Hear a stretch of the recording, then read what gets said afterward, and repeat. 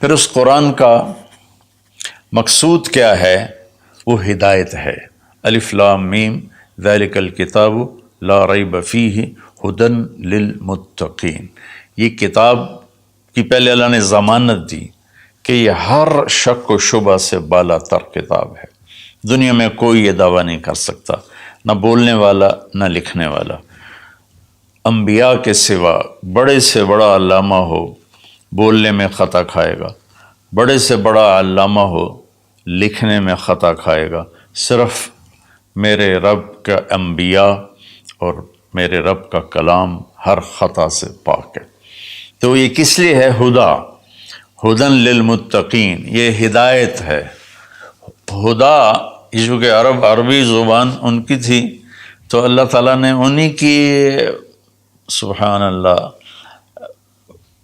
انہی کے استعمال کے مطابق جب قرآن کو اتارا تو وہ ہل کے رہ گئے۔ ہدا ویسے تو کہ سیدھا راستہ، لیکن ہدا اس چٹان کو کہتے ہیں جو سمندر میں ابھری ہوئی ہو، پانی سے باہر نکلی ہوئی۔ سمندر کے اندر بے شمار پہاڑ ہیں جو ہمارے زمینی پہاڑوں سے زیادہ ہیں، تو کہیں کہیں وہ اوپر نکل آتے ہیں، اور ان پر جب سورج کی چمک پڑتی ہے تو وہ چوٹیاں روشن ہو جاتی ہیں۔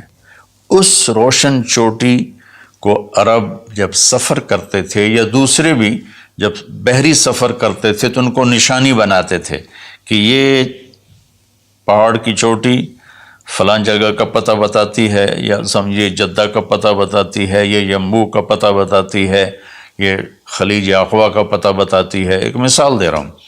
تو ہدا اس پہاڑ کی چوٹی کو کہتے ہیں جس کو دیکھ کر بحری جہاز اپنی سمت اور راستے کو صحیح کرتے تھے اور منزل تک پہنچتے تھے۔ تو اللہ نے اس کتاب کو ہدا فرمایا ہے کہ انسانی سمندر میں، انسانی زندگی کی کشتی کے لیے، میں پھر دہراتا ہوں، انسانیت کے سمندر میں انسانی زندگی کی کشتی کے لیے یہ جو قرآن ہے، یہ وہ چوٹی ہے پہاڑ کی جس سے تم راستہ پاتے ہو اور جس سے تم اپنی منزل تک پہنچتے ہو۔ ایک مقصد تو اس کا یہ ہے کہ مجھے کیا کرنا ہے قرآن بتائے گا، کیا نہیں کرنا قرآن بتائے گا۔ جو کہا گیا وہ کر لو، جس سے روکا ہے وہ چھوڑ دو۔ دوسرا، قرآن کا مقصود کیا ہے؟ ھذا بلاغ للناس، یہ پیغام ہے لوگوں کو پہنچانے کے لیے، جس کو امت آج بھلا چکی ہے۔ مدت ہوئی صیاد نے چھوڑا بھی تو کیا، تاب پرواز نہیں راہ چمن یاد نہیں۔ مدت ہوئی، پرندہ پنجرے میں بند تھا، جب شکاری نے اس کو کھولا پنجرے کا دروازہ اور کہا کہ جاؤ آزاد ہو، تو وہ کہتا ہے تاب پرواز نہیں، میں اڑ نہیں سکتا، تم بہت چھوٹی عمر میں مجھے پکڑ کے لائے تھے میرے گھونسلے سے، راہ چمن یاد نہیں، اور مجھے راستہ بھی معلوم نہیں کہ میرا گھونسلہ کس چمن میں تھا، کس درخت پہ تھا، کس شاخ پہ تھا، میں کچھ نہیں کر سکتا۔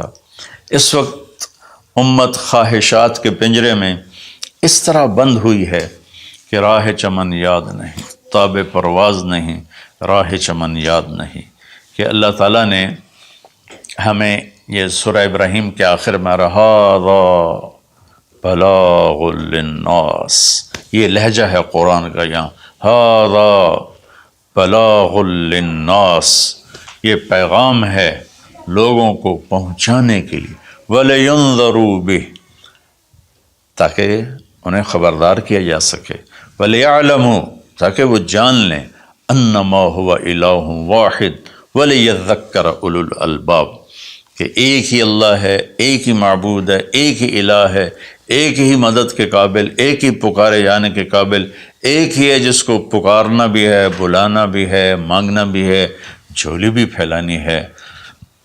یہ اس کا دوسرا مقصد ہے۔ اس امت کو ایسا نبی ملا جس کے بعد کوئی نبی نہیں آئے گا، کوئی نبی نہیں آئے گا۔ نبی اللہ بھیجتا ہے، خود بخود کو انسان نبوت کا دعویٰ کرے تو اس سے وہ نبی نہیں بنتا ہے۔ تو نبی اللہ بھیجتا ہے اور اللہ پسند کرتا ہے، تو ہمارے نبی آخری ہیں، لہٰذا اس کتاب کا پیغام دنیا کو پہنچانا ہم سب کے ذمہ ہے کہ ہم انہیں بتائیں کہ بھائیو آگے ایک زندگی آ رہی ہے۔